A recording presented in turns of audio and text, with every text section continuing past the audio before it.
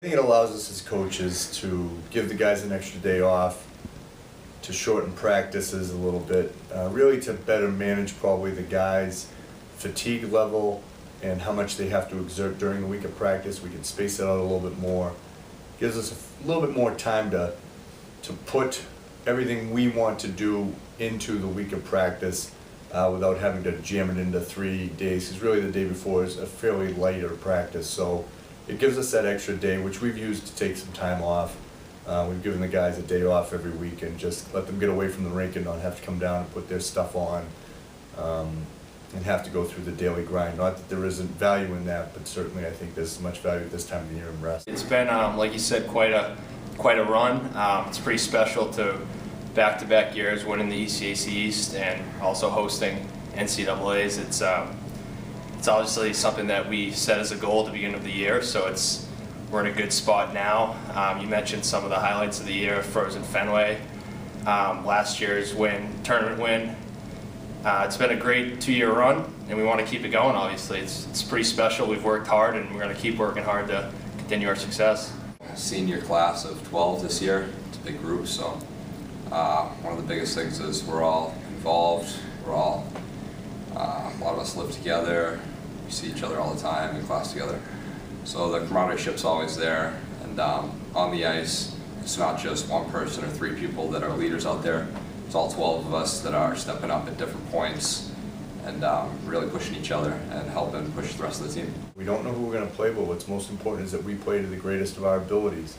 I think it was a good opportunity for us this week, without knowing an opponent but knowing we're going to play, to really try to focus and hone in on the things that we do well, the things that maybe we haven't done as well the last couple of weeks, whether it be this past weekend or the weekend before that. So really an ability to have a little bit better understanding of what we are as a team and what we do well and what needs improvement. And certainly there's always areas for improvement, but just the ability to maybe get after some of those things that tend to slide during the course of the year. As much as coaches, we try not to have them slide, but things can slip from time to time. So really our ability to make sure that the things that we're doing are executed at a high level and the guys understand what we're talking about and how we're trying to do it, and then their ability to focus really on kind of some of the simplistic things of this is what makes us play well. I think the biggest thing is that we just don't want to let each other down. You know, we love each other, love playing with each other, and love playing for each other. So we really do whatever it takes to ensure that we're playing that next game, we're practicing on that next Monday. And something really we try and really focus on is that we don't take a day for granted. We don't look too far down the road. We try and have a great day in practice, great day in the weight room each day, and really don't look too far down the road. Winning an ECAC East Championship last year was huge. The next step was doing it again. And throughout the season, you want to be the highest seed you can to get the best seed in the ECAC. And after that, once again, it's just trying to get the highest seed you can to get back to your home sheet. And so we're back here, seniors once again. Our last time skating at this rink, and it's the last possible time we could skate here, so it's huge and really important to all of us. Looking backwards now, it's maybe a little bit easier to identify. When these seniors were freshmen and sophomores, we advanced to the championship game our first year, but we didn't have a great record, and we kind of got there the hard way. Our next year, our record was a little better, but we didn't get out of the quarterfinal. So I think the growing pains of not having success have really paid dividends down the road, and they learned a lot from their mistakes. I think myself as a coach, my coaching staff, there's been a couple different assistants.